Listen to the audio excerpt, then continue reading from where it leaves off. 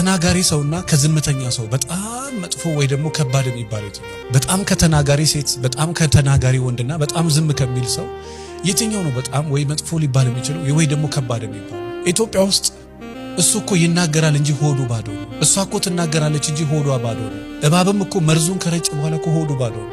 እኔ በጣም በንግግራቸው መጥፎ ሆኖ ሰው ጥሩ ብሎ የሚያወራላቸው ሰዎች በጣም እገርምባል። ይሄ በግሌ ነው የምነግራቸው። በጣም መጥፎ ቃላት እየተናገረች ሆዷ ንጹህ ነው እኮ ብሎ የሚወራላትን ሴት በጣም እገርምባታል። በግሌ ነው የምነግራቸው። ሰው አጥንትን የሚሰብር ንግግር እየተናገረ እኛም ማናቀው የትኛው ሆድ ነው? እንደውም ምን አንዳንዴ ሆድህን ለእግዚአብሔር ስጠው። ንግግር ጣፋጭ ቢሆን ባይ ነኝ። ንግግር የማይሰብር ቢሆን፣ ንግግርሽ የማይሰብር ቢሆን፣ ንግግሯ አጥንት የሚሰብርን ሴትን በቃ እሷ እኮ ሆዷ ነው እንደው አፏ እኮ ነው ምናምን ትባለች። የኔ እናት እንደዛ ብሎ ነገር የለም። በጣም በንግግር ብዙ ሰው ቆስሎ ብዙ ዋጋ ከፍሎ ያውቃል። ብዙ ሴቶች ቆስለው ዋጋ ከፍሎ ያውቃል። ብዙ ወንዶች ቆስለው ዋጋ ከፍሎ ያውቃል።